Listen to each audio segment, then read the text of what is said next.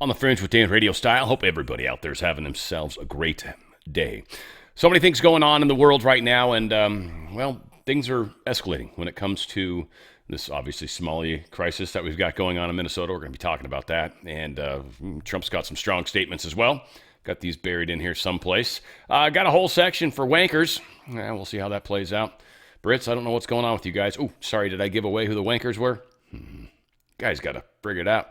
We got a huge problem, too, with the EU, European Union, not wanting this Russian war to stop. In fact, their attempts to escalate are interesting. We're going to talk about that in a couple places. I want to tease it a little bit early, and then we'll get to it later on. Again, lots happening in the world, and we're on the cusp of very historic times.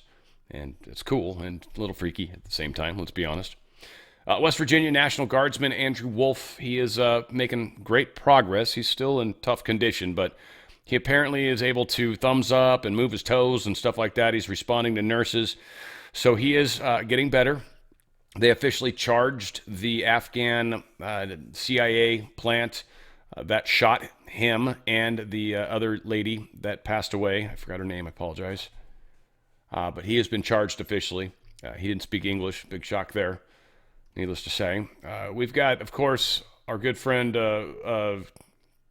Kristi Noem. I wanted to call her Wolf for some reason. Good Lord. She met with the president. She says, I am recommending a full travel ban on every damn country that's been flooding our nation with killers, leeches, and entitlement junkies.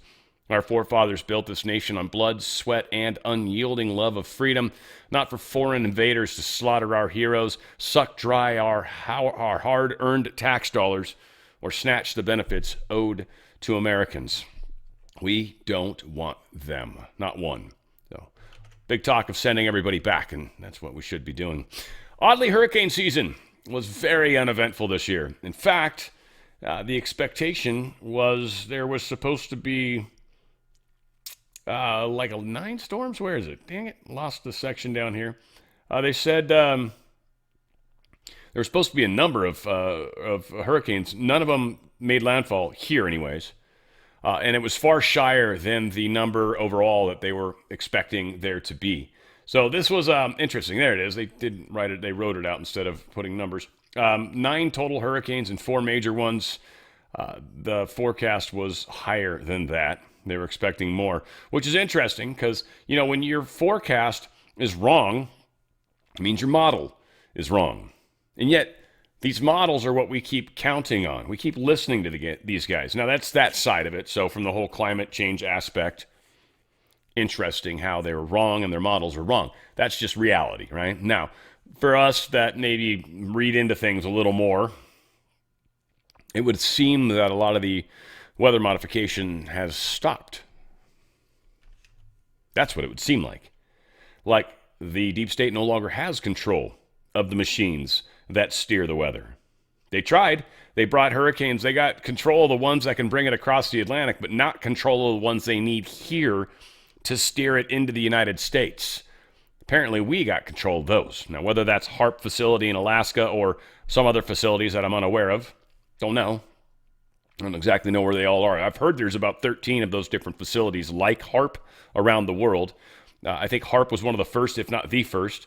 And so technology probably got smaller over time. They probably don't need as large of an array per se. Or maybe they do larger arrays with much smaller antennas and they can spread them out in a city and people wouldn't even notice them. They're just sitting on cell towers somewhere or something like that.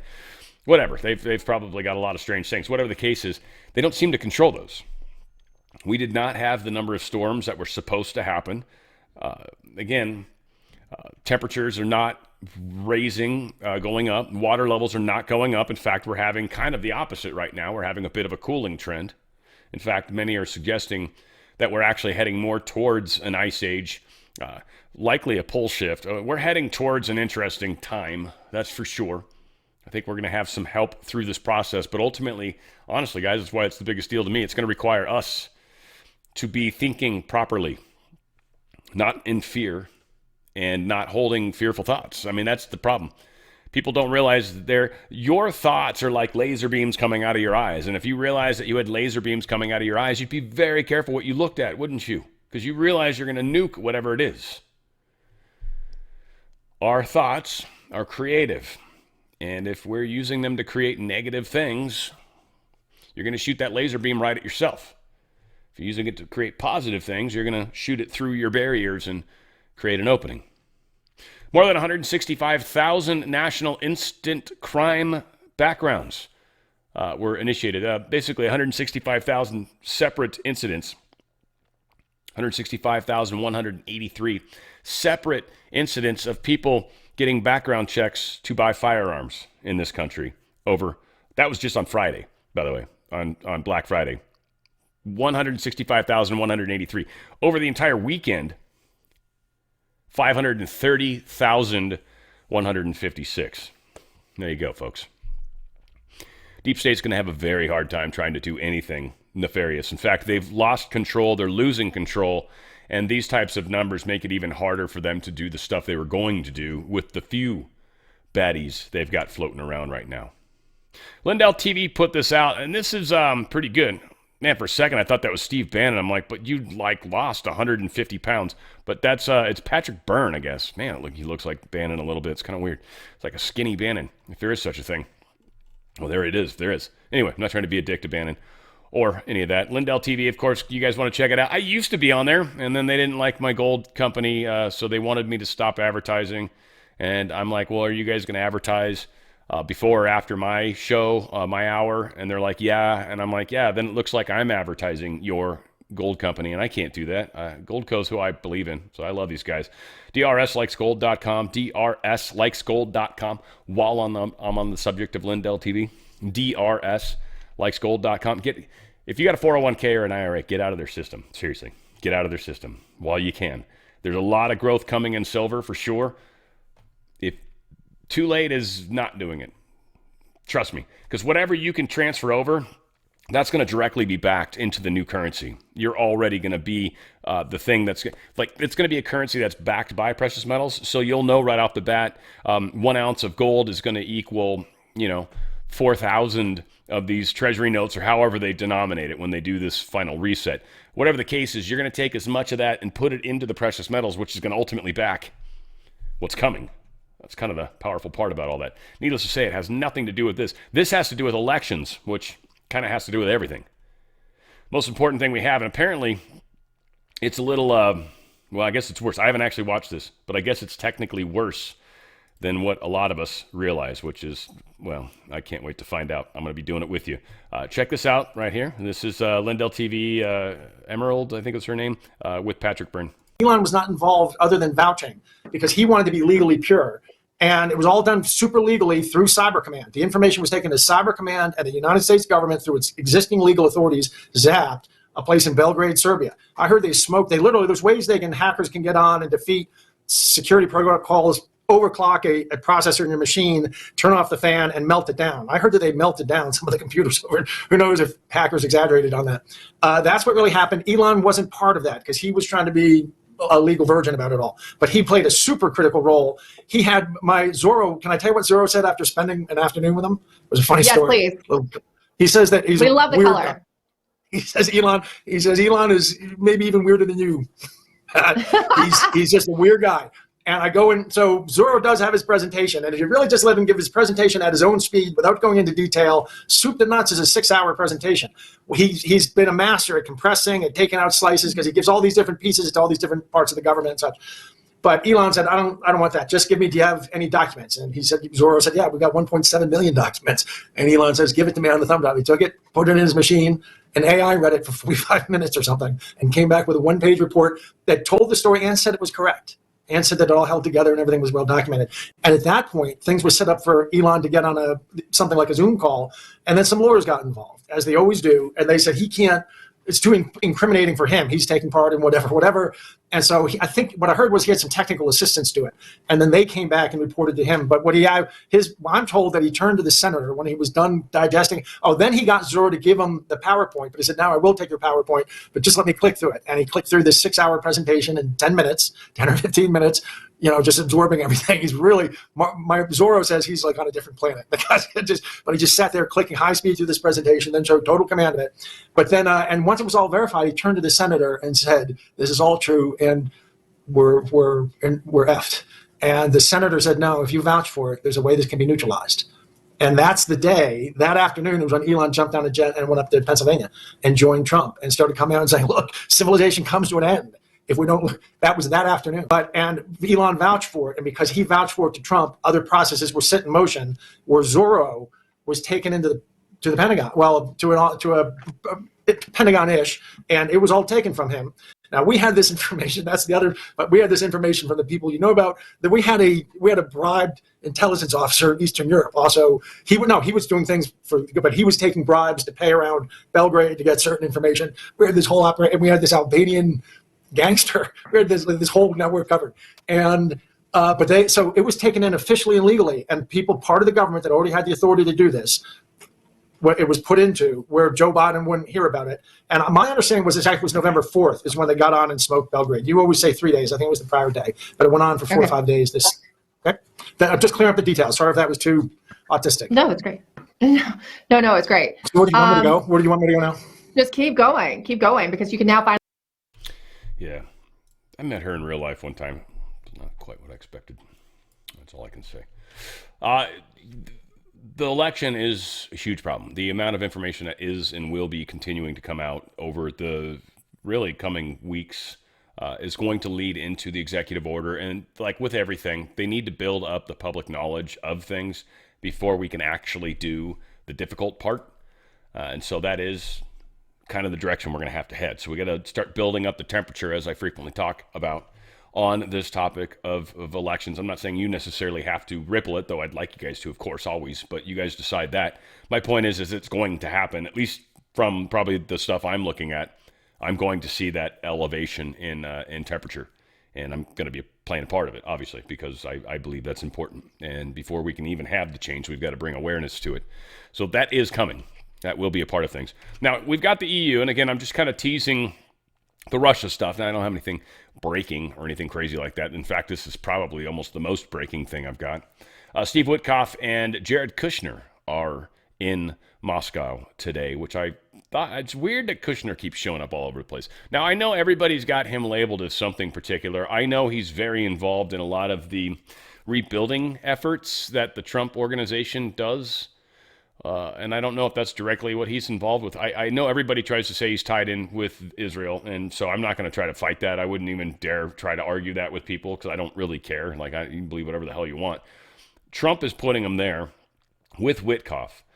I trust Witkoff. I trust Trump. I mean, again, am I blindly trusting people right now? Kind of, because we don't have really any other option. And these people are proving themselves, in my opinion. So I'm going to continue to have trust in them. I know there's a great deal. I hear a lot of the information out there that is questioning a lot of people in Trump's administration, that's putting stories out that would suggest that we shouldn't trust Trump's administration. I've heard even Juan O'Savin's been attacking a few of the guys in Trump's administration, which I find very interesting. I would caution Juan on going too hard down that path because you will lose our support quickly. You can throw that out there every once in a while, but if you overstate it, you're the one that's going to get labeled as the problem, Juan. Just saying, man. Just saying, that's not what you want to do. That's not what you want to do. You're trying to help, right? Anywho, we've got a problem. And Europe, essentially, is blowing up boats at sea and ports, blowing up ships at ports that aren't owned by Russia. They might be transporting Russian oil, but the vessels themselves are not Russian. They're literally attacking ships that don't belong in the war and really are off limits. Just because they got Russian oil on them doesn't mean you get to blow the ship up. And the whole Black Fleet thing, I mean, shit, Iran's doing it, Russia's doing it, everybody we put sanctions on does it. China's probably doing it too. I mean, please, they're all part of this, right? And they're getting oil at sub prices too, so it's benefiting the countries that are buying and benefiting the countries that are selling. But 5 key points that pop out of the story. Europeans have detached from the talks themselves. They have. They've literally come up with measures or requests such as Ukraine's not going to concede or cede any of its territories. They lost the territories in the war that you've insisted they continue going, the war that they are losing, the war that we literally can't continue to finance. We don't have the weaponry to continue to give it. They've spent everything. And we're certainly not going to give them nuclear weapons so they can win the war, because that wouldn't win the war. And this push from Europe / deep state, really, we've kind of covered our side of it, taken ourselves out of the deep, well, we've taken the deep state of our side out, but you've still got England, Europe, and they don't want to let go of this war. So they got attacks on tankers near Turkey, or piracy. This is what Trump or Putin's saying. Attacks on these tankers near Turkey are piracy. Blowing up ships that aren't ours. They're not military vessels. That's piracy. They said, we'll take measures against tankers of countries that help Ukraine. Now that Europe has opened the war to other countries' flagged ships that are sailing with products that belong to a country you hate, well, then technically, Russia can now do the same, which means any tanker that's going into a port of Ukraine's that has anything on it can be blown up. Anything. And this is because of what Europe's done. They will take measures against tankers of other countries. They're going to increase strikes on facilities and Ukrainian vessels. They're now going to hit ports. They're going to start blowing up Ukraine's ports. That's what's the next step for Russia. Russia's been trying to be cool about this. Like, we want you to be able to rebuild. We want you demilitarized. We want you denazified. And we want you never to be in NATO. They've been very, very straightforward with these three things for the entire time the war's been going on. This is no surprise. The West has just been like, we will break you. And it was like, I mean, if they were Sylvester Stallone, they could have. But let's be honest. They don't got the Italian stallion. Italy's not that important anymore. Sorry, guys. Never break pasta. Never break pasta, by the way. If attacks continue, Russia may strike Ukraine tankers. Yeah, start blowing up their stuff at sea. Russia's got submarines all over the place. Very easy for them to do this. They could blow these things up all damn day long. They're probably looking for a reason. It's like for subs, it would be like sit and duck. It'd be so much fun to blow up a tanker if that's it'd just be easy. It'd be so easy. There's nothing they can do to stop it. You're just like, damn. You watch it on the periscope the whole time, which you would never do in real life. So, yeah, if Europe starts a war with Russia, Russia's already said, if that's what you guys want to do, we're ready for that. We've got weapons. We've got missiles. You guys don't. You guys have no preparations. You guys have no Patriot weapon systems. You guys have no Golden Dome. You guys have nothing. And we ain't pissed at the United States. We're pissed at you. England, Europe. We're pissed at you. Europeans and England. I guess technically we can call you European. You're not part of the Union, but you're part of Europe still, right? I don't know. Whatever. Maybe they're kind of pissy about it. And those French, they're involved. Who knows? You never know. They get douchey for no reason. Just because I said croissant wrong or something stupid. Bastards. Bastards. Whatever. This is a problem that Europe needs to figure out, or either A, the deep state's just being called out and the United States and Russia are making a deal, and Ukraine is basically being told, look, go along with this or we're not helping anymore at all. We're not giving intelligence. We're not giving weapons. This is stupid. This is stupid for both of you guys to continue this war. You will lose more ground. You will not be able to hold the line where it's at right now. You would be wise to stop the bleeding. Now, again, Ukraine doesn't want to do it because Zelensky loses power. He finally has to have an election. Now, he needs an out. I think I got a story opened down the way about his possible out. I think it's Ireland's got a, they cozied up to him or something. Who knows? But they might be like, hey, maybe this is where Zelensky can go. And again, good for him, even though I think intelligence forces from whatever country will find him and will do what they feel is necessary to even and remedy and even take back some of the funds that he once had. So my guess is wherever he ends up, he will not stay. Matt Van Epps, he's the Tennessee guy. There's a hope that he's maybe going to win this election. I pray to God, because today is the day of the election in Tennessee in the 7th Congressional District. I think, assuming it's out there in sort of eastern Tennessee, I think, but I don't know. But yeah, I hope you guys, because this could affect Congress, which I was like, man, that would be awesome. We've already got people like Marjorie Taylor Greene and Massey and stuff like that. It's all we need to do is lose another seat. It's all right. It's part of the joy, part of the game, you know? There's even parts of this where I even get a little nervous. Man, I'm like, I know it's working out. And that's what I know. I know that for a fact in my mind and my heart and my soul. I know. And that's what I remind myself after the emotion of the story gets me. It's like, And then it's like, okay. We're going to be okay. I don't know how this works out exactly. You know, I mean, to say it in a very cliche manner, God's got this. You know, Jesus, take the wheel. He's got this. It's cool. From the larger standpoint, we all got this because we are doing this. It's not just God's going to somehow do this for us. We are doing it ourselves. I think that's the most important thing. God's enabling us and empowering us and giving us an opportunity to be a part of something that will be historic. Now, your level of involvement is up to you, but ultimately that is what God's going to look at. I gave you the perfect opportunity to demonstrate and be who you always claimed and who I wanted you to be. Did you do it? Did you step up?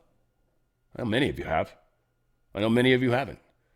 And some of you are on the fence. But I got this and I got that and I got... Hey, if you think that'll stand up to God, you tell me. I don't know. It's not my place to say.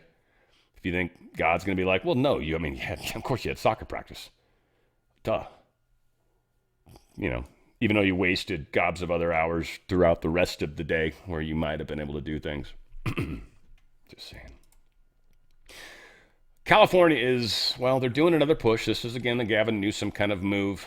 This is the way our communist state thinks. Well, I don't think we're a communist state. The people in charge of us, the deep state, has control of California. I'm just being nicer to ourselves, because most Californians are actually on the conservative center line and don't want a lot of this crazy stuff. Most. There's still, plenty of crazies here, but it's overwhelmingly more than 50%. Believe it or not, more than 50% of California is conservative leaning. 100%. 100%, more than 50%. That makes about as much sense. What was that, Talladega Nights? It's like, this works 100% of the time, 40% of the time, or something like that. It's just like, that's a neat way to say that. It works 100% of the time, 47% of the time. 47% of the time, it works. That's basically what they're saying. It's just a funny way to say it. Anyway, Gavin Newsom's doing a billionaire tax, basically going off your wealth, which is pretty gnarly. That kind of goes into like your stocks and stuff like that, right? Unrecognized gains. That's a crazy one. To be taxed on unrecognized gains is insanity, because stocks never stay there. But to get taxed on a potential increase only to have that decrease and then you can't write that off, it's absolute whoremanship at its finest. Now, they haven't done that here yet. I believe they're doing that in Washington State, which is just batshit crazy to me. Like, I wouldn't own stocks, and I would have to consider, like, if I was going to be successful at all in life, I would have to consider moving out of that state. I'd have to find a state that would let me have wealth and not tax me on it if it's not recognized yet. Sometimes you do write-offs and you can buy stocks with it, and that defers taxes. It's a way to burn some wealth. If you had a really good year for some reason, then you can possibly buy up to a certain amount of stocks and write all that off. Well, not write it off, but remove it from your taxable income. And then when you pull that out, when you cash out those stocks, then you got to pay tax. Which, if we play our cards right, we may not have to pay taxes after the IRS, right? I'm just hoping. Whatever. You have a couple good years, and you gotta be smart with the money. Can't go out and be crazy and buy Lamborghinis and shit like that. So this billionaire tax, they're going to impose a one-time 5% tax on an individual's wealth exceeding $1 billion. Again, none of us fall into that category, or a few of us in my audience, maybe. I might have a billionaire or two in my audience. But a 5% one-time tax Well, technically, using 2026 wealth figures, but they will apply it to billionaires who resided in the state in 2025. I'm surprised they're not trying to go back further than that, but that would be extraordinarily illegal. Even going back 1 year, I think, is illegal. Billionaires definitely have the money to fight that, especially billionaires that have left the country or state. I would say Musk is one of the key ones, but I don't know who else. I'm sure others have.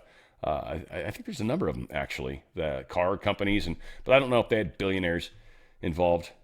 Anyway, all said, a lot of companies have left for many reasons. And this is, again, just kind of the way that the communists think, right? They want to take it. They want to take it from you. I love these guys, The Wellness Company. The Wellness Company. We call it twc.health/OTF. That's how you get there. Easy way. twc.health/OTF.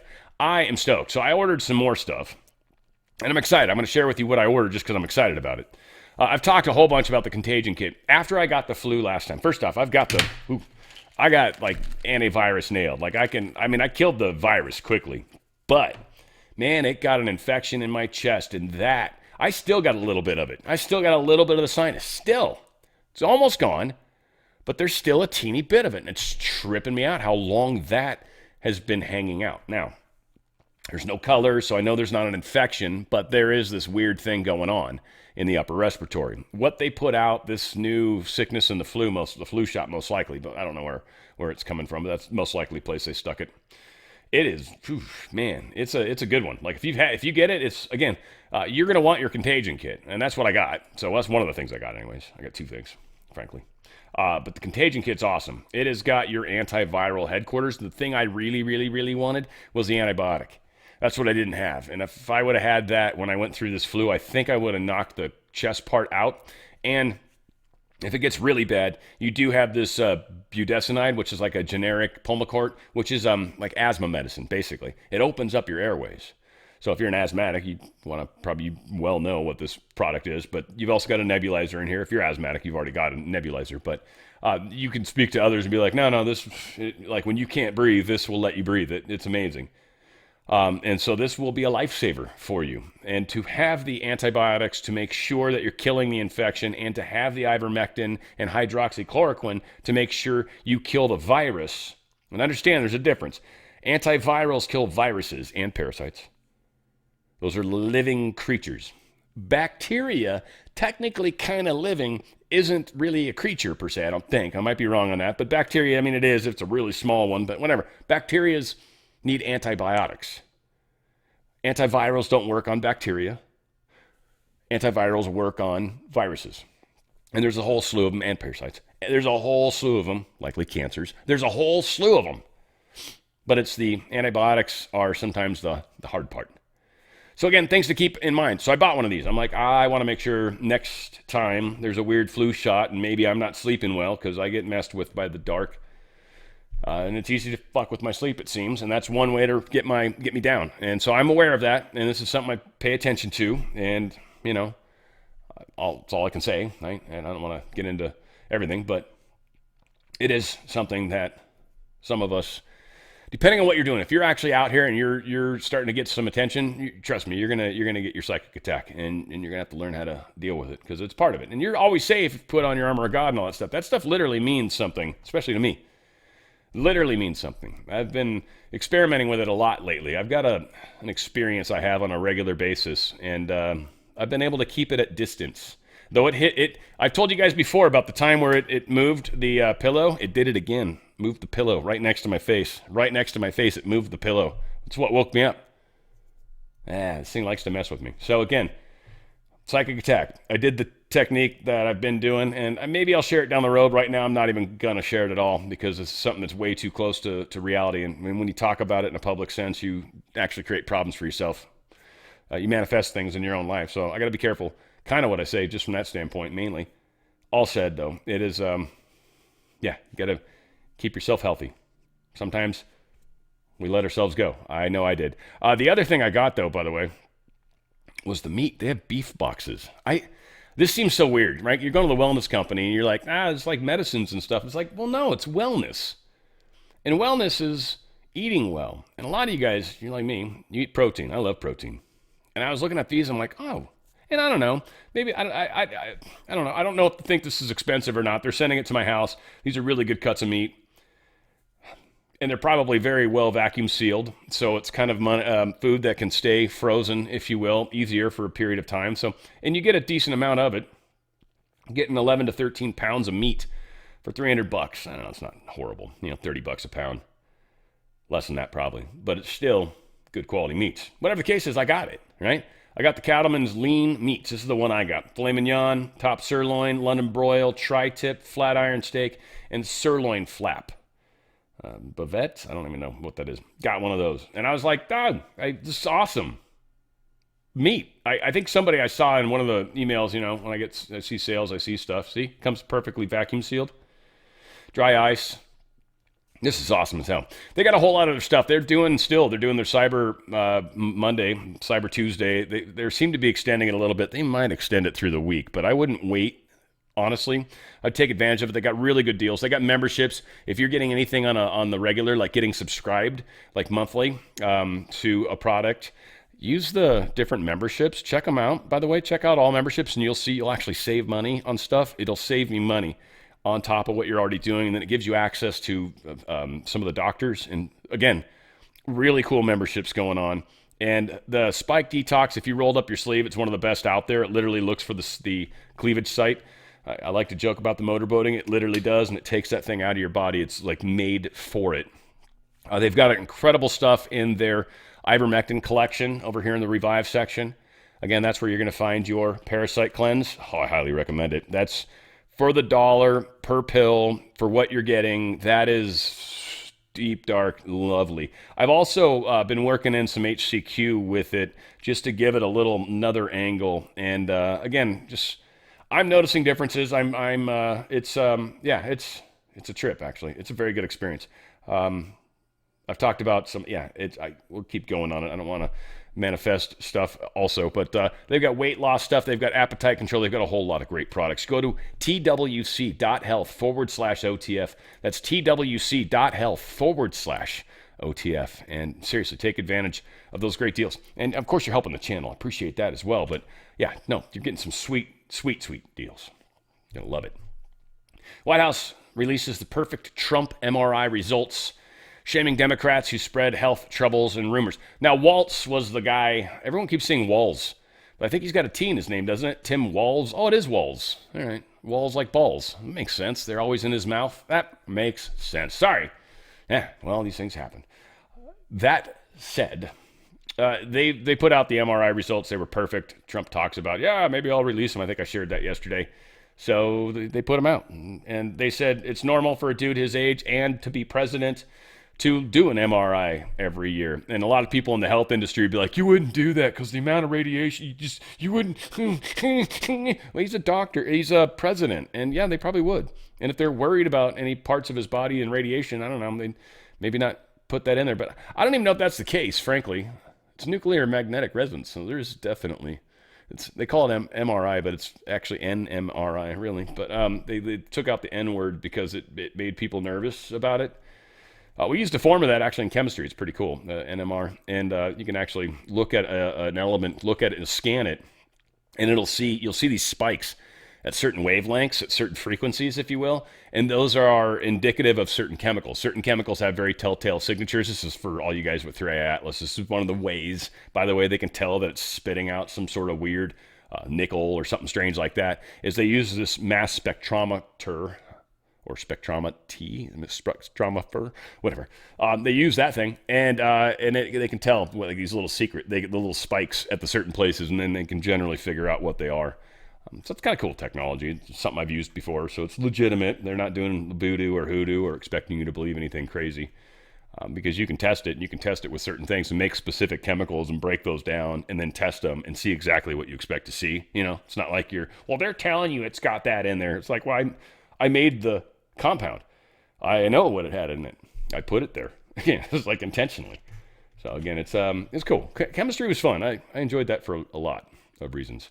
Minnesota staff fraud reporting commentary. We sort of talked about this yesterday. I love that. Now, let Grok explain this to you. God forbid you read it. These guys basically came out and said Tim Walz 100% responsible for the massive fraud in Minnesota. They let him know. They kind of tried to get this up to the proper people, and then he went after the whistleblowers. So Tim Walz is being investigated because of all this nonsense, systemic failure, yada, yada. It's obviously a very long article. Treasury Secretary Scott Bessent says, at my direction, at U.S. Treasury is investigating allegations that under the feckless mismanagement of the Biden administration and Governor Tim Walz, hardworking Minnesotans' tax dollars may have been diverted to the terrorist organization Al-Shabaab. Thank you to the leadership of POTUS, real Donald Trump. We are acting fast to ensure Americans' taxes are not funding acts of global terror, and we will share our findings as our investigation continues. The Al-Shabaab. Yes, and that just kind of reminds me, I don't know why, but the music show I'm doing Friday, I recorded the music yesterday. It's going to be really awesome. 80s, kind of, I don't know, rock for sure. It's going to be in the harder rock genre, maybe have one song in there that's a little soft, I don't know. But for the most part, I got stuff that, like, I got a cool Quiet Riot song. Like, that was called Heavy Metal back when I was in elementary school. Sorry, guys. In the 80s, early 80s. I mean, I was a young kid, but I was there. I was putting Hairspray and Depp. I remember Depp. That was good stuff. Yeah, that might have been closer to the 90s. It was late 80s, I think, when Depp became cool. Up before that, it was Aquanet, man. That stuff was the bomb, baby. Get some Aquanet. Spray the mirror and light it on fire. We did all sorts of crazy shit with that. That stuff was great. You make the cannons, right? What was it, potato guns and stuff? You use a little of that, and the Aquanet's all you needed. Anyway, all said. They're getting rid of taxes, too, is one of the things we're hoping is going to go away. Trump was talking about that. House Oversight Panel is launching a probe into Tim Walz's handling of $1 billion in food aid fraud. They could make criminal referrals.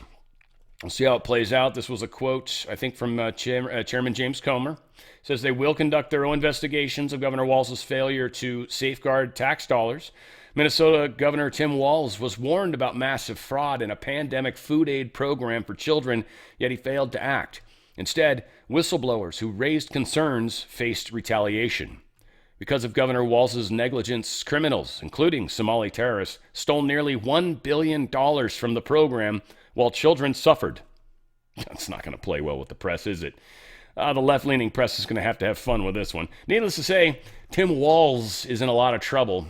Some might say, so is Ilhan Omar. Bombshell report, Minnesota audit. 33% of Minnesota's out-of-state CDL licenses were issued illegally. 33%. Secretary Sean Duffy just put Minnesota on notice. This is a massive public safety scandal for Tim Walz. Really?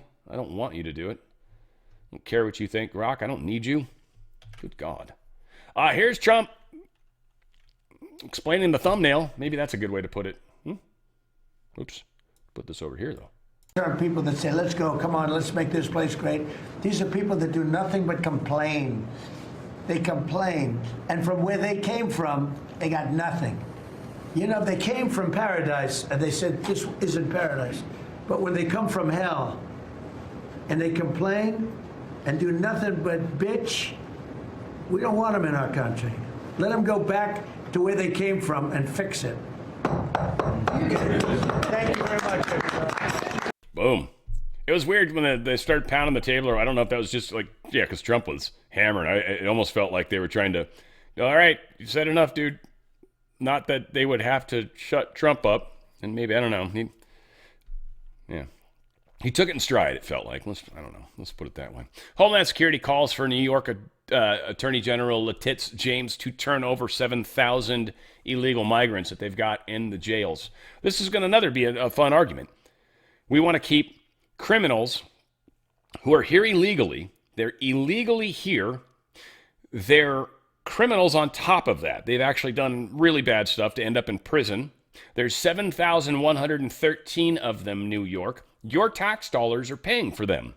You've literally got a government that's like, dude, we'll get rid of them for you. That would free up 11,000 beds in jail. Sorry, 7,113 beds. I think I saw the 11 and somehow, 7,100 beds. That would free them up.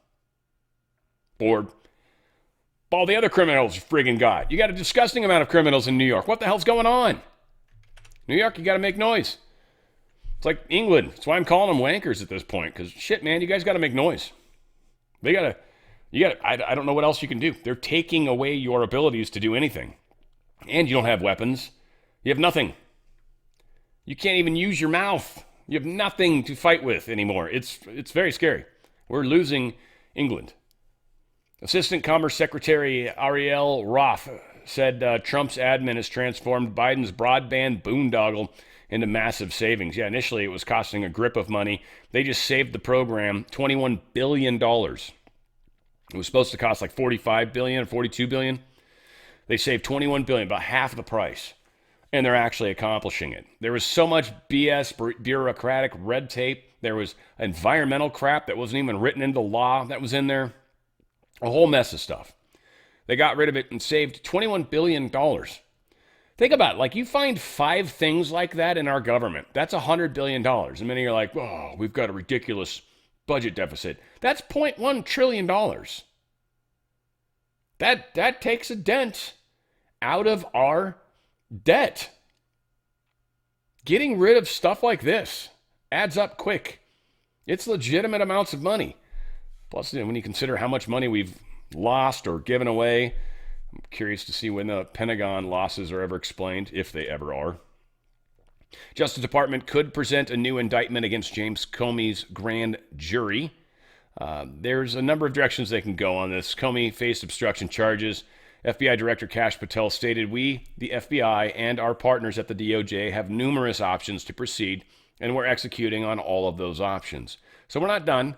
I would say stay tuned for right after Thanksgiving, and you'll see multiple responses, in my opinion. The DOJ has until mid-December to appeal the Fourth Circuit, but may represent charges first. Comey's team argues the statutes of limitations expired with the void indictment. DOJ sources claim another law extends it to spring of 2026. James's case faces no such time bar, though her lawyers, Abby Lowell, vows continued challenges to interim appointments, citing Monday's Third Circuit ruling invalidating Alina Habba in New Jersey. So, yeah, again, this stuff with the trying to let Trump initiate justice in certain states. Again, that blue slip law, Senate, I don't know. We'll see. Again, how this is supposed to play out. I'm not the one that's supposed to lead this charge. I know that. I'm helping with the bigger picture. So whenever they get around to finally pointing out that the Senate's incapable, incompetent, and just holding us back, and we're literally at risk of losing the next election because of the Senate. Yeah, that's upsetting, right? I'm not calling any particular people out. Kash Patel reacts to an embarrassing FBI raid jacket tale. I just had to point this out because I thought it was funny that he even kind of laughed about it. Apparently, Rep. Eric Swalwell got pissed. He's like, I don't mind that FBI Tucker Kash Patel had to wear a woman's size medium jacket to cosplay as someone in charge. I just wish he'd focus on stopping the rampant domestic terrorism happening on his watch. Well, Kash Patel, his response was hilarious. I was looking for a youth large. Domestic terrorism arrests are up 30% this year. Impressive, considering I spent 0 days dating a Chinese spy named Fang Fang. Where should I send your woman's medium for date night? Well done, Kash. Well done. And I was looking for a youth large. Dude, you rock. Good for you, brother. Good for you. And that's, you want it to fit snug. Get out of here. Unmoved Trump admin fires 8 immigration judges after another sues claiming she was discriminated against for all sorts of racist reasons. It's pretty awesome. Or racist, sexist, whatever. What's the third? I don't know what the third one falls into. We'll get there. Trump administration appeared to be unmoved by this discrimination suit filed Monday by an Ohio judge, when later that day, Trump's administration let go 8 immigration judges in Manhattan. The judges who worked out of 26 Federal Plaza in Lower Manhattan were terminated, according to an official in the National Association of Immigration Judges. Earlier Monday, Tanya Nemmer sued the Justice Department on the grounds she was terminated from her post as an Ohio immigration judge because of her gender, a citizen of Lebanon, and was a Democratic candidate for local office. I guess political reasons would have been the third choice. needless to say. About 200 immigration judges have resigned or been let go as part of the Department of Government's efficiencies effort to trim inefficiencies and spending by encouraging federal employees to leave their jobs. Roughly 100 of those were fired, the NAIJ official said. Judges were terminated despite a backlog of 3.4 million immigration cases in the federal system. Now, this is where it does get interesting. The War Department said in September it planned to send 600 military lawyers to serve temporarily as immigration judges. But so far, only 25 have gone through the required training and have begun hearing cases in the NAIJ. Now, what this comes down to is these 25 will train the 600 or help. These 25 will already be the executive versions of these judges, anything that needs to bubble up that can. And what this also comes down to is we don't need those immigration judges that are slowing everything down. We're going to have this rush to immigrate and remove a whole bunch of people. They're going to do it with military efficiency, essentially. And these people will be trucked out, planed out, shipped out to these other locations around the world, depending on how severe they are, depending on this, that, and the other thing. They may get to go back to their country, or they may end up in a prison someplace else really far from here for the rest of their lives. And it may not be a very good life at that. This is happening. They are getting rid of people. We are seeing Trump make moves. I'm assuming some of the stuff they're not fighting over that's bugging me right now is stuff that's not necessarily the most important thing at the moment. Like some of this stuff really is. We need to get the criminals out. The criminals inside our walls are causing problems, and we need to get them out, right? Immediately. So that is like what a lot of this is coming down to. We've got to move them. Now, heading into the Venezuela stuff, I wanted to point this out. Jordan and the other lawmakers, they were apparently conducting a probe of the DOJ when the J6 prosecutors seized their phone records. They were actually looking into what was going on. This is very strange. They tried to spy on us when what we were doing. He said also, I think we were looking for anything that they could use to come after us or hold over our heads because, you know, you can intimidate the people that are coming after you. They were digging. What's this? House Senate Republicans targeted by former special counsel Jack Smith's subpoenas were gearing up for significant oversight of both the Justice Department and the FBI when Jack Smith seized their records. Again, a lot of people were spying on these people. They couldn't even do what they needed to do. And a lot of these guys have dirt on themselves. So that's a big part of, I think, why we're stalled in Congress right now, because most of Congress is corrupt. Most of it. On the CIA's color revolution against the nation it's supposed to serve. This really gets into some very heavy stuff. The keys of it, obviously CIA has been working against us. CIA is probably, without a doubt, something that needs to go bye-bye. Anybody that's ex-CIA and basically admits to it, I question. I don't care who they are. I don't care where they are. And I don't care what they say. I would just stop admitting that you were part of the CIA. I've noticed that Jaco seems to admit it less. He seems to be just more fixated on, I was a SEAL and I can astral project and I can see to the moon or whatever the hell, all the stuff he claims. But he seems to have stepped away from the CIA stuff. So good on you, Michael Jaco. That's a good idea. Because you don't want to be affiliated with these people. That does not help your look, if you will. All said, I'm not trying to pick on Jaco. He's just one example of somebody that brags about being from the CIA. It's like, that's not a good thing, dude. Democratic Party, never Trumpers. These guys have been working against the United States people for eons. These guys have an extensive apparatus that funds most of what they do. Now, read some Mitch Rapp books, and or Vince Flynn, I think, is the author. Mitch Rapp is the character. Oh, man, those are good books. If you haven't read Vince Flynn and you like stuff like Reacher, oh, man, you'll love Mitch Rapp even more. Mitch Rapp is like Reacher plus. And he's not bigger, per se, but he's badass. Yeah.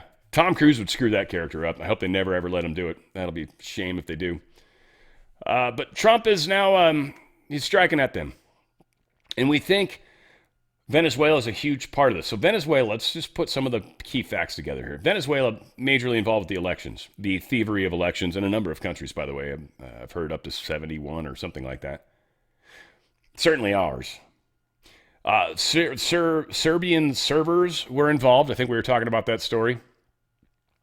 They'd melted all those down. That's what that gentleman on the Lindell TV was talking about. They melted those servers down. So Venezuela working directly with the Serbian farm, messing with our elections. They probably have some form of records, or if not, the locations of the devices that they've used to control elections will be smoked. Whether it need be bunker busters or not, they will be smoked. So part of what this attack is that. 2, the CIA has been smuggling drugs into this nation and making money on it. That's being dried up. Colombia, Venezuela, and a number of other countries that feed a lot of these drugs, certainly into Central America as well. These countries are bringing drugs and precursors and all that stuff into the United States through the CIA. That's going to stop. All these things are coming to an end. Trump is going to take out those problems. When he said nothing's allowed to be in the air, I think he was basically giving the CIA people that are there a chance to get out. Otherwise, you're going to get caught up in this, or we're going to be very aware of you when you try to sneak out, and you might face a consequence depending on who you are. You see, something way bigger is going on down there. Oddly, and I think this is evidence that somebody turned, but former Honduras president has been released from prison. Trump gave him a pardon. This dude was sentenced to 40 years in prison for his role in drug trafficking operation that moved hundreds of tons of cocaine to the United States. He was just released from prison because of Trump. Now, the way this plays just on the headline sounds weird, doesn't it? I could see a lot of people will run with this. Trump's obviously in bed with these people or whatever. But to me, instantly, the first thing I thought was, well, this dude turned, obviously, and he's being rewarded for it. And then kind of dawned on me even further with the CIA stuff. This guy was probably improperly railroaded. Maybe he was about to turn evidence, which, again, I think he was probably honest about. You see, I bet the Trump administration spent a lot of time going in and talking to all sorts of different criminals that we've got that have been put into prison during Biden's administration, and just rehashing their side of the story, if you will, and what maybe they're willing to help change. Hegseth is authorized, or this is the astronaut Kelly, whatever his name is, Mark Kelly, right? Democrat from Arizona. Dude's so going to be made an example of, by the way. He's definitely going to be, and I feel like he's continuing in the same direction, but this, I don't know. He can technically, I think, say this. Said Hegseth authorizing second strike on boats was incompetence at the highest level. We're going to let him explain that because Hegseth, it is what it is. And I said what I said, and I kind of feel better about it now on the first day when I kind of like fell on the sword. And then the second day I sort of was a pussy and I came back from it and like, I'm sorry. And really now I'm kind of like, I'm in the middle. I think ultimately Trump's kind of like I was. It's like whatever happened, happened. And we're ultimately, so it's again like, they drop one of them, those little missiles that are kinetic that have little blades that pop out. I don't know if you guys have heard of those, but they're pretty cool. It's like a Hellfire glide missile, but it can pick what side of the car it wants to hit and literally just go through the driver's seat and take out the driver and hurt nobody else, assuming the car doesn't crash. So we've got those levels of technology. If we were in fact going for a specific individual and didn't get him, would a second strike be warranted? I would say almost every one of us would be like, yeah. If you got a chance to take a second shot, take that second shot. So they can't necessarily tell us who they are, I guess, or how we know, because again, it gives up a lot of information. Just admitting that we know who it was. Well, then Venezuela would be able to sort of backtrack. Like, what? Did we make radio communications? Did we send an email? What did we do that gave them this info? Or who's feeding info from the boat dock or whatever? Where's my mole? So we don't want to give up info. It's the complex part of it all, but meh. Donald Trump truth this out. Mark Kelly and the group of unpatriotic politicians were wrong to do what they did, and they know it. I hope the people looking at them are not duped into thinking that it's okay to openly and freely get others to disobey the President of the United States. It's true. It's very not okay. Here is Trump and Hegseth essentially talking about this. They took the question. This is actually really good. I watched most of this this live board meeting or whatever they call this, and it was really cool. Again, it's fun to be able to see some of this stuff live, man. When I was working during the day, I didn't ever have the opportunity to do this. I love the freedom to have a little more free time to do some of this stuff. Anyways, all said, this was pretty good. Check this part out. Couldn't believe it. As far as the attack is concerned, I still haven't gotten a lot of information because I rely on Pete. But to me, it was an attack. It wasn't one strike, two strikes, three strikes. Somebody asked me a question about the second strike. I didn't know about the second strike. I didn't know anything about people. I wasn't involved in it. I knew they took out a boat. But I would say this, they had a strike. I hear the gentleman that was in charge of that is extraordinary. He's an extraordinary person. I'll let Pete speak about him. But Pete was satisfied. Pete didn't know about second attack having to do with two people. And I guess Pete would have to speak to it. I can say this, I want those boats taken out. And if we have to, we'll attack on land also, just like we attack on sea.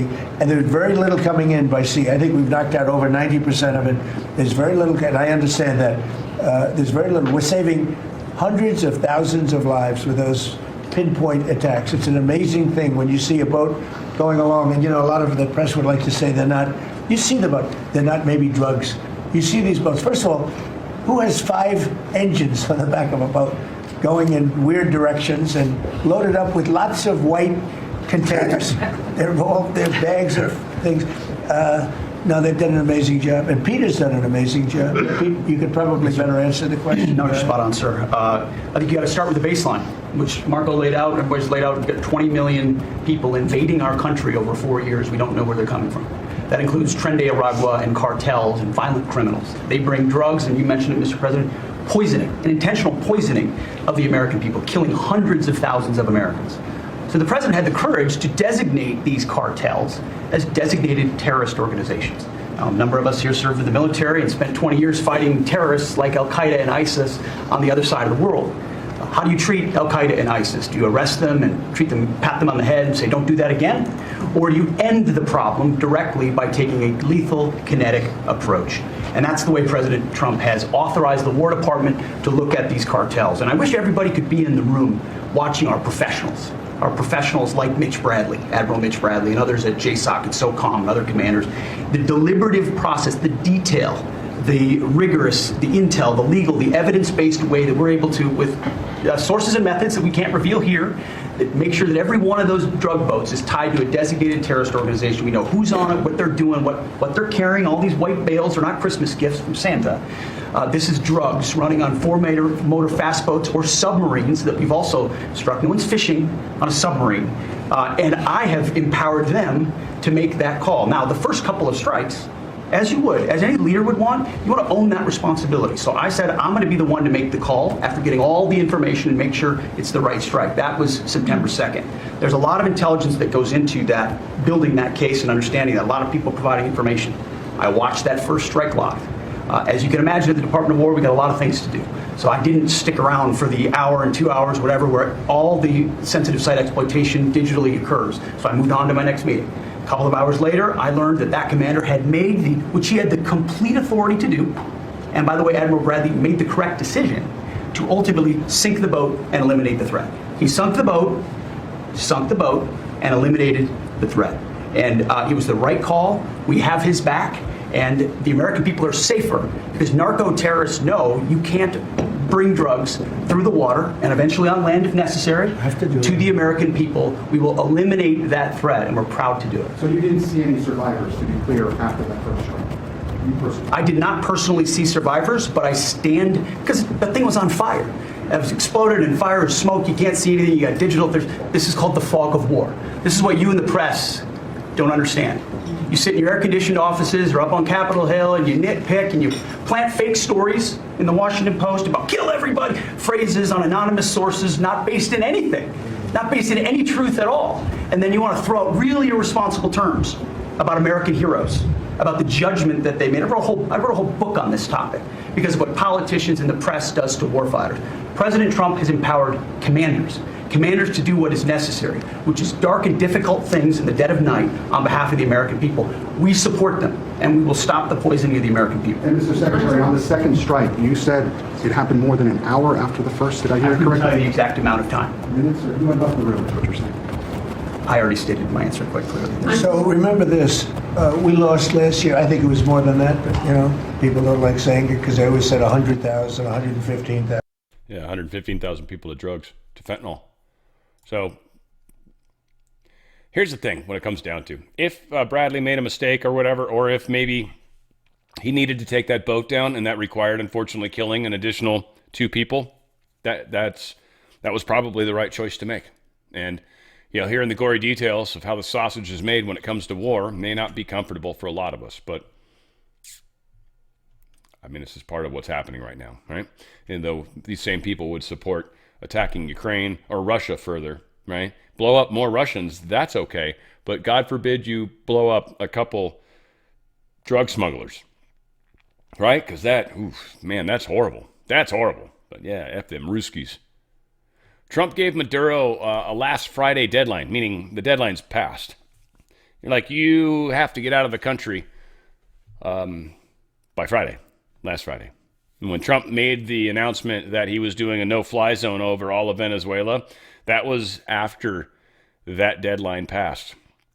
And that basically said, Maduro, good luck getting out of your country now. You're either going to have to somehow carefully smuggle yourself by land, which is dangerous as hell for him, or risk it by air, but we'll probably shoot you down. And we'll probably say you were a threat of some kind. Who knows? Who knows what will happen?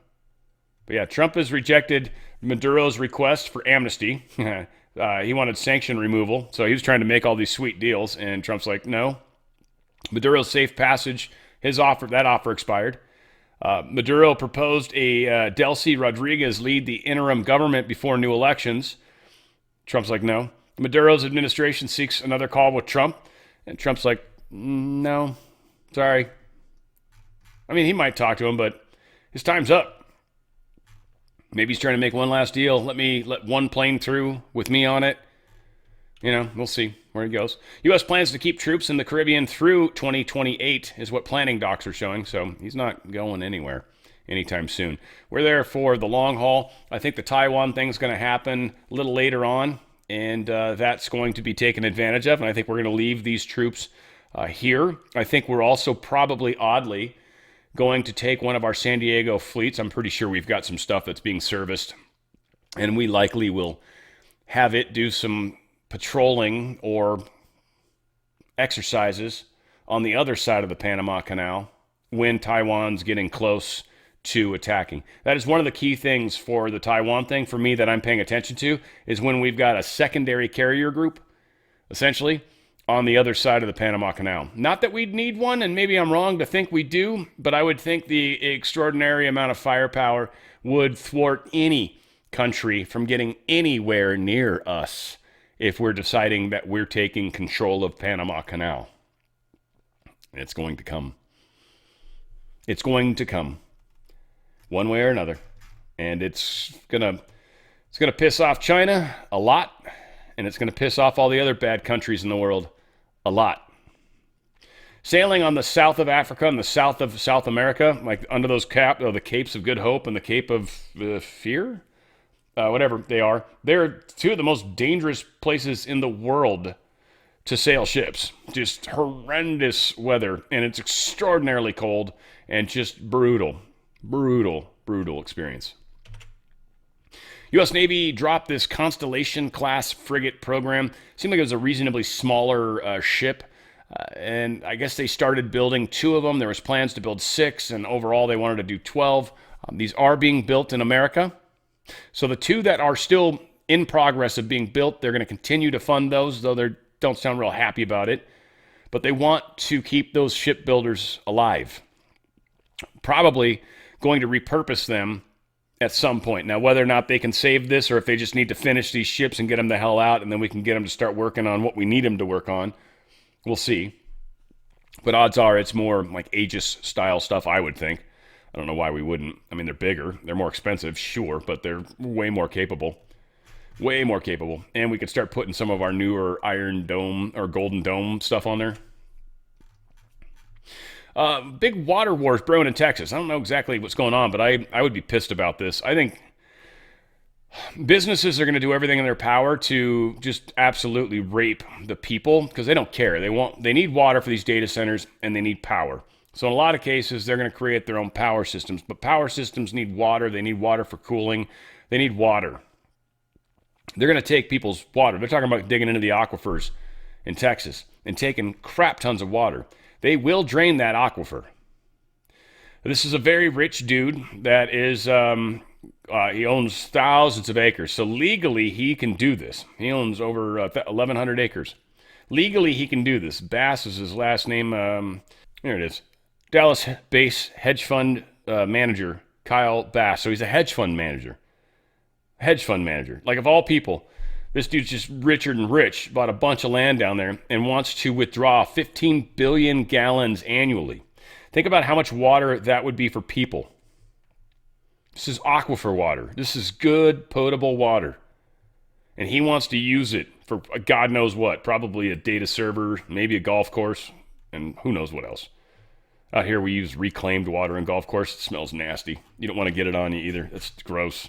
It's definitely not sprinklers you want to run through. Trump is going to deploy National Guard to New Orleans. Louisiana governor is saying this is what's up. I'm sure the New Orleans governor is not happy about it, but they can't do anything about it. So, yeah, he's going to make it happen. He said, give me 2 weeks and I'll get people in there. Supreme Court's going to review New Jersey's subpoena of pregnancy centers. This isn't really an issue around whether abortion or not abortion. It's an issue around a state asking for records from a company that it doesn't really seem like it's got a reason to do that. They're just like, we just want to see your records. And they're like, why? And they're like, because we want him. And they're like, well, you need a subpoena to do that. We don't have to show you our records. Fuck you. And they're like, hey, dude, we're the state. You got to do whatever we ask. And they're like, no, I don't. We have this thing called a constitution. And they're like, yeah, we don't care about that. Needless to say, now they're in court. So we'll see. This is the actual Supreme Court, too, I think, not the New Jersey Supreme Court. Supreme Court to review New Jersey something, yeah. So that'll be interesting to see how that case plays out. It's not like a state can just ask for stuff. I mean, get a subpoena, do an investigation. Like, that's how you get stuff. You don't just demand it. Costco's suing for the refunds for the tariffs. They're hoping the Supreme Court, by the way, Costco, fuck you, by the way, Costco, fuck you. You're suing because the tariffs are good for America. I know you're all about China, Costco. All about China. I actually might maybe I stop having my Costco membership. I'm not going to cancel it, but I'm not going to maybe we'll see. We'll see what these people do. I never go, so it's a waste of money. I should, but I can't. First off, you got to get in there when they open. And second off, I can't walk out of that place without spending like $600. It's like, what the shit? I came in here for 3 things. I left with friggin' a dump truck. Can I rent a truck to get it home? Bastards. Anyway, here Trump's talking about the American people getting impatient with your reforms was a question asked to Trump. You talk about affordability. Is going forward, are the American people, do you believe, getting impatient with the reforms that you're making? They've talked about it's about. I think they're getting fake news from guys like you. Look, affordability is a hoax that was started by Democrats who caused the problem of pricing. And they didn't end it look, they lost in a landslide. We won every swing state. We won the popular vote. We won everything. You take a look at districts, it was 2,750 to 525. Because that was an affordability problem. We brought it down. Look at energy. Look at the gasoline price. It's like the simplest, and it's the biggest. Because if energy comes down, everything comes down. That's the way it works. We're going to be at 250. You said 199 in some places of the country, right? You said it. I didn't say it. And they won't check you. They'll check me. So, I'd like to use your number. 199 a gallon. Unthinkable if you go back a year and a half ago. It's unthinkable. So now we're bringing the prices down, way down. Beef is coming down now. We've done certain magic, and beef is coming down. But we inherited horrible prices. We inherited really the worst inflation in history. We inherited that. When I came in, that's what he had. And we fixed inflation. And we fixed almost everything, if you want to know the truth, including 8 wars. We got 1 to go, but including 8 wars. But when they always say, I watched today where they have a race going on right now in Tennessee, and this. Yeah. So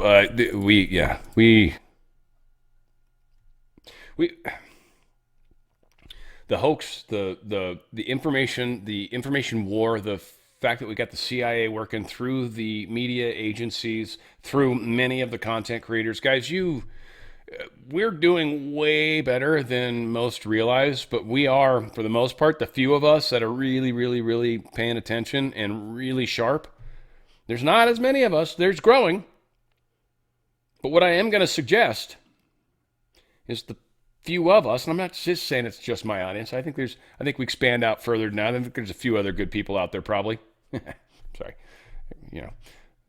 Brutal. All said, there's a lot of us there's a number of us doing a huge amount of the lifting. Those numbers are going to get better. People are waking up. The big picture is happening. Visualizing the declining purchasing power of the U.S. dollar. This is painful. The one thing about this graph that's super cool is they give us real world things. I always talk about the handmade tailored suit. I'm not doing a commercial, so don't freak out. You don't have to skip ahead. But I always talk about the handmade tailored suit. Back in 1913, this would buy me a handmade tailored suit. And today, this will buy me a handmade tailored suit. This is something that's holding value. I'm trying to get this to make sense. Again, not doing a commercial. I talk about the stuff all the time. You definitely should go to drslikesgold.com. Get out of their system as much as you can. But back in 1913, this is what a dollar can buy or could buy. Okay? $1. $1. A $1 bill. Or a dollar coin. Hey, let's do that.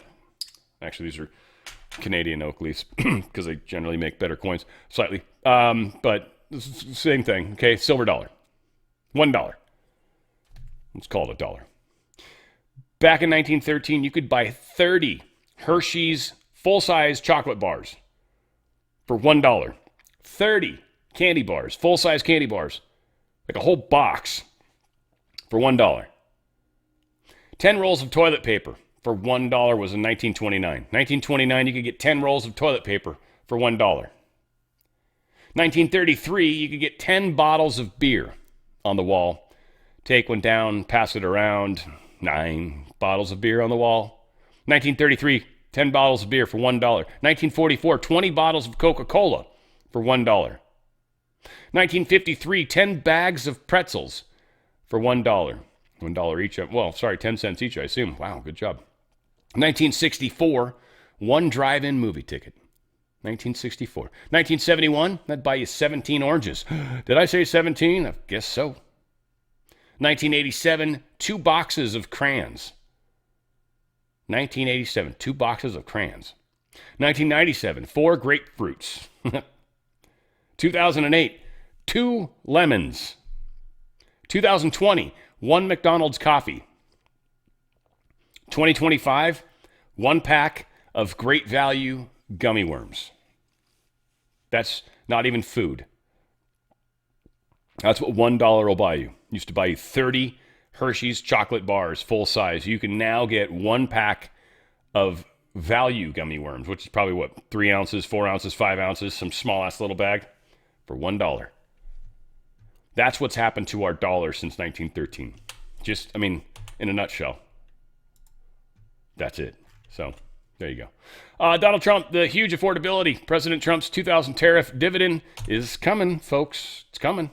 We're smart, they're not going to be able to catch us. They know that. They told me that. Next year is projected to be the largest tax refund season ever. And we're going to be giving back refunds out of the tariffs because we've taken in literally trillions of dollars. And we're going to be giving a nice dividend to the people, in addition to reducing debt. As you know, I inherited a lot of debt. but it's peanuts compared to the kind of numbers we're talking about. So we're going to be making a dividend to the people, and additionally, we're going to be able to reduce debt. And as time goes by over the next 2, 3, 4 years, those numbers are going to go up. And I believe that at some point in the not too distant future, you won't even have income tax to pay. What? No income tax? Is that coming? He did say it right here. I guess he continues. I don't know. Hopefully it doesn't overlap too badly. Over the next 2, 3, 4 years, those numbers are going to go up. And I believe that at some point in the not too distant future, you won't even have income tax to pay, because the money we're taking in is so great, it's so enormous, that you're not going to have income tax to pay. Whether you get rid of it or just keep it around for fun or have it really low, much lower than it is now, but you won't be paying income tax. We've slashed $1 trillion in costly job-killing regulations, saving Americans an estimate. Yeah, I don't understand why people don't like tariffs. Again, it makes products more expensive. It really hasn't. So that's not necessarily true. Granted, the left doesn't care about truth. That's usually the case. We're sitting at 1 p.m. essentially right now, 12:58, if it matters for people that are really anal about time. Myself, not too bad. Unless I'm doing a show, because then it's like seconds matter. I mean, it's amazing what you can do in 10 seconds. Like, it's really amazing. You can run to the other. Yeah, it's amazing. I've done it before. I was more like 20 seconds, 25 seconds. But I ran down to the production room because I needed something that was in there and ran back. It was crazy. Dow Jones up a little bit, 0.4%. Nice. 196. S&P's up a little bit. NASDAQ's up a little bit. Gold's down a little bit. Oil's down also, so 58.65. People are talking that this might get down to 40. It was Juan saying that. I don't know if that would be really hard on us, so I don't know how. We'll see. I know they're trying to drop the price of oil because it's making it difficult for Russia, but it also makes it difficult for us. But we don't need it as much yet. I don't know. So whatever the case is, we'll see. As far as silver, it's up now. No, it was down a little bit earlier in the day. But it is, I guess it's up 12 cents at this point. Look at that. That's shocking. But still, 59.27 for an ounce of silver. It was 29 earlier in the year. I mean, what the hell, right? Let's do it. Just for fun. We haven't done this in a while. Again, I'm not doing the commercial. I just am fascinated by these numbers. Year to date. So we started off, 29.90 in January 1st. 29.90. We're at 59.25, almost $30. More than doubled. I'm telling you guys, there's still a lot of growth in silver. The only people that are going to lose are those that wait and those that don't. Even those that wait, you'll still benefit. Those that don't, you won't benefit. You'll be stuck at the conversion rate at the time of the transfer, which is going to be much further down the road. You're going to fare way better if you transfer into gold and silver first. Way better. And if you do it before the actual transition happens, you're going to be way better off because the prices of silver, many are saying they're going to go well over 100 with silver specifically. Gold's going to hold its proper value. Gold's our friend, and gold does what it's supposed to do, and gold's awesome. Silver is, it's got multipliers built into it. It's at least times 2 right now. We haven't gotten there yet. There's a times 2 still baked into it. Get some silver somehow. If you got a little bit of money, get a little bit of silver. Trust me, it's just going to make you feel good. You're going to be stoked. You're going to be stoked that you got that little bit of silver. Then maybe get a little bit more of it if you can. If you're in a 401k or an IRA, get the frick out. drslikesgold.com. Get out. drslikesgold.com. Get as much out as you can. It's out of control. $30. It's doubled this year. Guys, come on. What more do you need to see? U.S. manufacturing sector wins while net zero destroys industry elsewhere. Yeah, we're outperforming all the other G7 countries because they went into this green stuff. We basically bailed out from it, and because of that, we are miles ahead of them. Again, when the crash happens, we are going to fare well. Trump did poorly. Oh, I got to point this out. I just have to. We'll do it next. Israel's going to deploy its first full-power Iron Beam laser defense battery by the end of this year. Now, I want people to understand, Israel, you can say whatever you want. We gotta stop, blah, blah, blah, with Israel. Some of our Iron Dome stuff is being tested right here. They literally, this Israel, one of the things we have going on with Israel is they test a lot of our weapons, our new technology. They're like, hey, let's put it in your missile, make it look like it's your thing. That's fine, but ultimately it's our technology. We want to see how it works. Because you constantly get shot at, right? You constantly getting shot at. Make it sound less street and more proper. So they're putting this in by the end of the year, and they've already got higher technology levels of this in the works. They're trying to get the first one out so they can at least get some testing data from that as well. So this is kind of why it's nothing simple. And I really get really get frustrated with people that are very binary on things. It's either Israel yes or Israel no. Okay, that's fucking stupid. Okay, you obviously don't understand anything if you're one or the other. That's not how it works. There's deep state all over. First off, that's the one I'm always going to cry about first. Israel's not completely bad. There's definitely some deep state in there. Definitely a lot going on there. But there's also some good stuff going on there. And they are our brothers from a spiritual standpoint, by the way. As much as they're the ones that killed Christ, frankly, let's be honest. But I just brought this up. I've never seen this chick before. And she has apparently done some I feel bad doing this, but she's super rich and she's like, I'm a philanthropist and whatever. So she's super rich. Let's go to images. And man, look at this picture. Wow. Oops. Okay. That's not the way I wanted to do this. Let's see if we can find it. Is this one same day? No. Her face isn't as effed up on that one. Where is it? I mean, her eyebrows are weird already. Like, all right. I don't know, right? Like, there's just something going on there. That just already is kind of strange. Like, your hair's all blondie and the fucking drapes definitely aren't matching the... Drapes aren't matching the carpet, you know, as I say sometimes. But, I mean, I'm not trying to be a dick, but... What'd you do to yourself? What is going on? Right? Skeleton. I mean, she works out, and she's got obviously fake boobies, because there's no way her body type could hold that much stuff in the front of her, because look how freaking frail she is. This chick's about one Big Mac away from dying.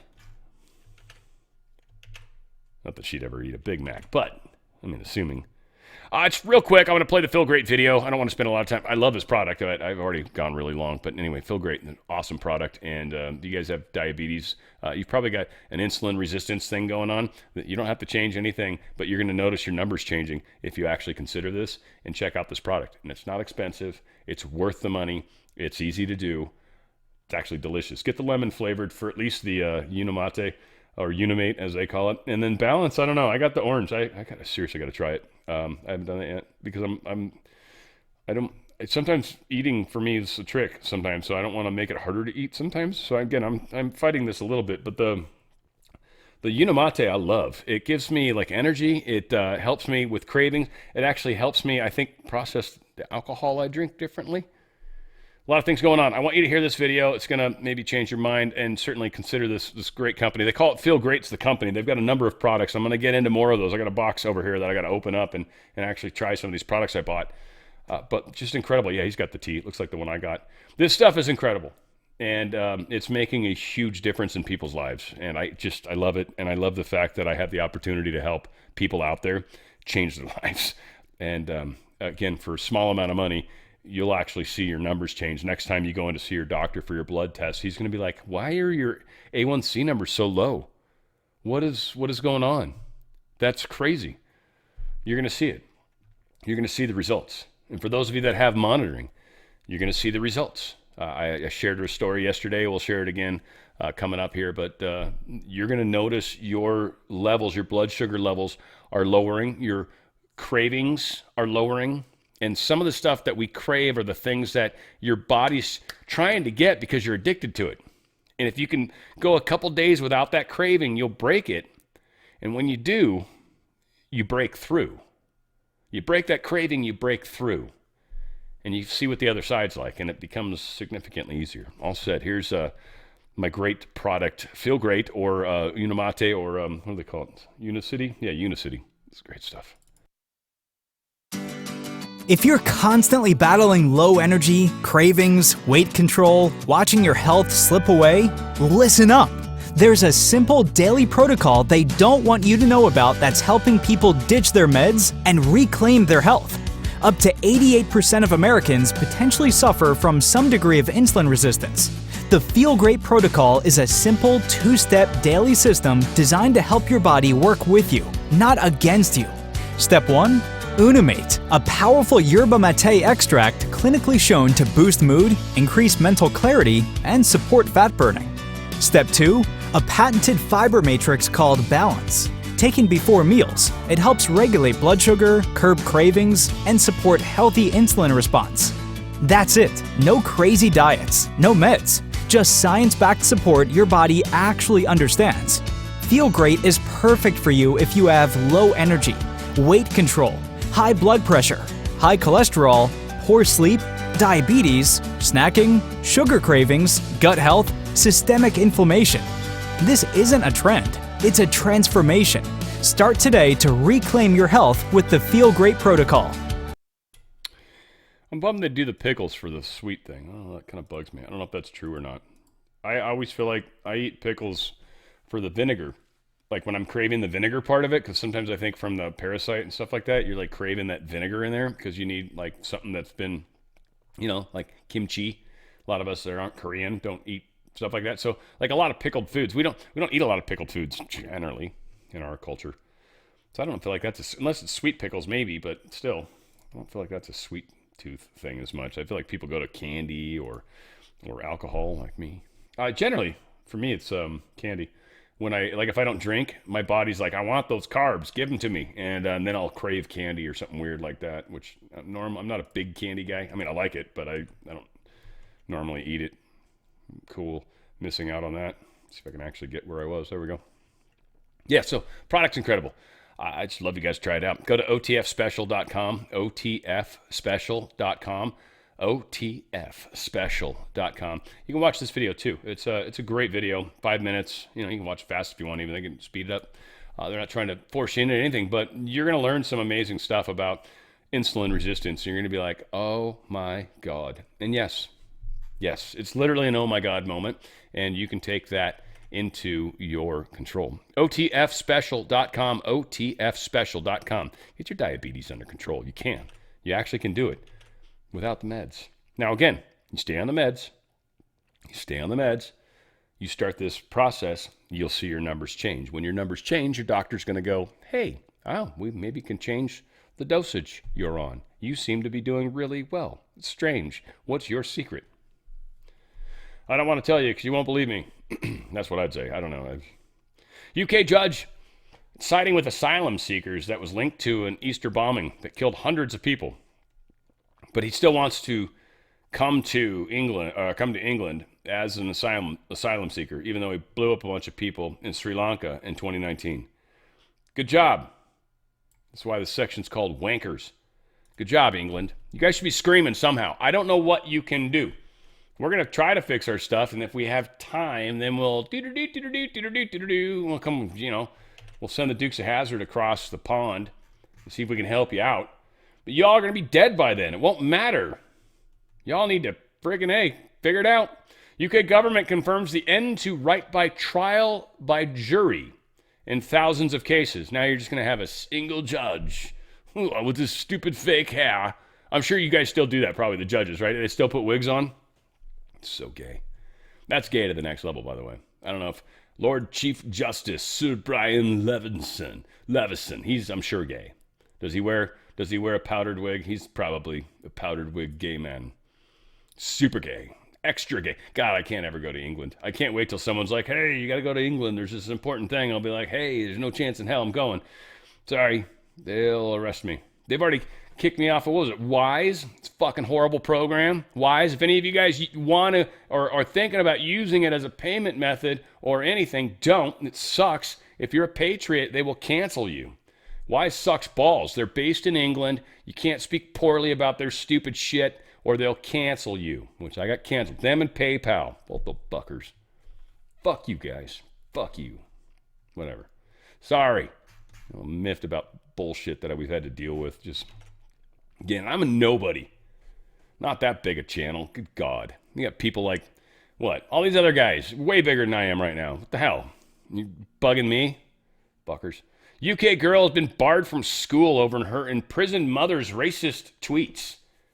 This girl can't go to school. So I guess to England, how many generations up and down do we bar once one of us is you're so communist? You guys are communists. What is going on with you, England? Stupid king, get out of your monarchy bullshit. I don't know. I don't have any respect for what's going on over in your country right now. You guys are a fucking mess. Figure it out. Get it straightened out.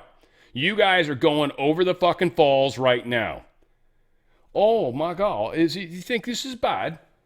Oh my God. It seems like it. It seems like the crick is speeding up. Get the fuck, man. You guys are in serious problem. I hope to God they pull their heads out of their arses. I pray. German court maybe just screwed up the whole Biden lie. They're essentially going after these Ukrainian individuals that blew up the Nord Stream pipeline. And then these people, including our government, all used this Ukrainian group that got busted. Well, they didn't quite get busted, but they are now. But they blew up the Nord Stream pipeline, and then they blamed Russia for it. You guys remember that? They knew exactly who did it. And they lied. Now, again, in war, I get it. You do that. Just saying. There's one more example of lying. Maybe that's what happened with that boat that blew up. Maybe they saw some traitorous drug dealers doing the backstroke in the water, right? And they're like, F those guys. DEFCON 5, and just fucking took them down, nuked them. Or DEFCON 1, actually, sorry. Go backwards.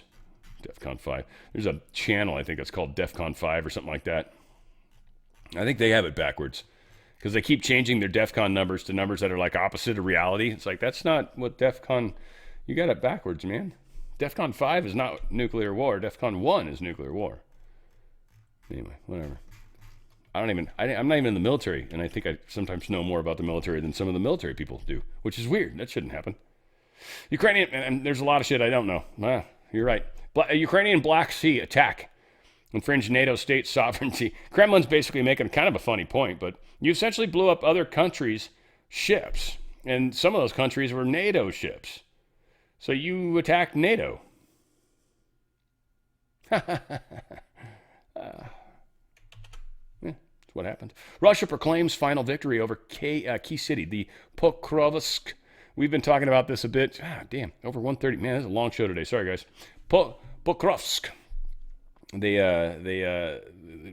Trump, they put a flag up. I mean, they literally captured the city. Is probably the easy way to point it. It matters. Это центр Красноармейска. Российская армия его зачистила. I talk in this way because I just put my flag up. It sounds like that to me.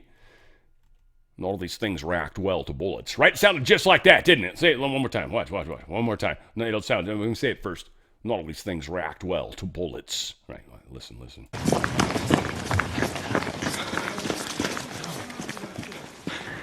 Это центр Красноармейска. Российская армия его зачистила. Yeah, it doesn't sound anything like that, does it? Not even fucking close. Sean Connery, I love you, but not all these things react well to Russian. That's definitely not true. U.S. envoy Witkoff, he met in Moscow. We sort of talked about that earlier. There you go. Irish Prime Minister welcomes Zelensky to militarily neutral Ireland. We will be with you when peace prevails to support the recovery and reconstruction of your country. That's not even close to an Irish accent, but I think this may be where Zelensky might be welcome. Don't know. That'll be interesting to see how that plays out. It's sort of England, but not England. It's Britain. It's the UK. It's the United Kingdom. Even though these guys will... The Irish are the ones that'll car bomb you? Or is that Scottish? One of them. I think they're all pissed at you, frankly. UK. Iran captures another tanker in the Strait of Hormuz for fuel smuggling. Again, we're pissed off and blowing up Russian stuff, but Iran's stealing boats. This is the second one they've stolen recently. The Eswatini flagged ship. Yeah, there's a country I've not even heard of. I mean, that just shows my ignorance? Sure. There's people out there that are probably Trivial Pursuit champions, and they're like, how'd you not know that? It was located over in this specific place. Yeah, I don't know. Just don't know. Eswatani. Are you speaking Eswatani right now? I am. How did you notice? I recognized the accent. It was strange. The word choice. The way you guys move around your pronouns. Where are we? Oh, China and Japan. Yeah, they're having weird little moments. There's a southern island. So Japan's just a bunch of islands, frankly. And they got this island chain that goes way down to the south that gets very close to Taiwan. In fact, it's the most southernmost island that's been known as Japan's island for a very long time. China's like, nah, we decided it's ours. Mostly because we don't like how close it is to Taiwan. It's like, I don't know, 30 miles or 100 miles, or it's reasonably close, whatever the case is. 100 miles, there you go. And I'm sure they say kilometers over there. So 160 kilometers, most likely. That said, China keeps trying to take it. They're sending in their Coast Guard, and Japan sent in one of their warships, essentially. And they're like, oh, it's ours. Get the fuck out of here. And China's like, what? We didn't do anything wrong. And Japan's like, what? We didn't do anything wrong. Anyway, both of them are kind of laying different stories down. This has been Japan's island chain for like ever. China is like, no, it's ours. We like it. It's too close to Taiwan. So we're going to take ownership. Now, I don't know. I don't think it goes all the way down here, but it might. These islands down here, but this is not where the box is. These are where the disputed area is right now, apparently. Nonetheless, yeah, we got a problem. There is a problem forming. So China's been launching campaigns to harass Japanese pop stars. Apparently there was a concert going on with this lovely, beautiful Asian pop star that was singing and apparently listening to the audience sing back to her. That's always fun. Maki Atsuki. Yeah, you guys are probably well familiar with her. I know. I've got all of her albums too. I know. Oh, she's funny. I've never actually, I know nothing about her at all, other than this is, I think, what she looks like. That's about as far as that goes. And she's a lovely looking lady. Outside of that, I got nothing. She apparently had the sound system shut down, and this nobody's given a direct answer for why, but many are saying it's China was messing with this. So again, the powers of China and their ways of messing with people, and they do it with the Asian culture. It's really, really bad. It's really strange how they do it, but they do it in very weird. I mean, again, it's just a trip. Asian culture is different. I'm not saying better or worse. They're different. They're beautiful people. I love them, but they process the world very differently than us Western people. Very differently. Very differently. It is fascinating to see the differences. It's beautiful, by the way. There's a discipline that's baked within their culture that none of us, very few of us, I should say, many of us do, but very few of us get it. It's kind of beautiful. Anyway. I enjoy people from other countries. You guys teach me a lot. It's fantastic. Luigi Mangione's lawyers are trying to get his case thrown out. There's people like standing outside his courthouse that are like, it reminded me of Manson. Manson had a whole bunch of people that wanted to marry him while he was in prison. I think one of them did. He was like, everyone loved him. It was just trippy. So anyway, this dude, Mangione, if he's actually guilty of shooting that guy, the fact that all these people are wanting to do what they're doing is just so levels of batshit crazy. I don't even know how to process it. Sam Altman, he declares code red for ChatGPT as rivals are catching up. He's falling behind is another way to look at it. You can say rivals are catching up. I will say you're falling behind. He's stopping a bunch of projects because I think he realizes he needs to focus more on the AI side of things. And then he talks about all this bullshit about how he's trying to make it friendlier and more personable and yada, yada, yada. I wonder how much of it's Musk actually beating him in XAI. I think Musk is probably, I think Grok is actually better than ChatGPT, but I will be honest, I've only used Grok like 3 times, and I've probably only used ChatGPT once, and that was just because I was trying to get it to make me a video, and it told me it couldn't, after Grok told me it couldn't, and I'm like, well, shit, neither of you can make me a video. Screw you, ChatGPT. And that was the last time I ever tried to use ChatGPT.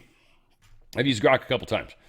Makes cool thumbnails every once in a while. Sometimes it fucks them up. And then what else? I've had it compile some information about people when I'm trying to research somebody and get as much info as I can. It's actually really good at pulling a lot of different sources into one location, and it's pretty cool. And it even shows the sources, so you kind of know where you're getting the info.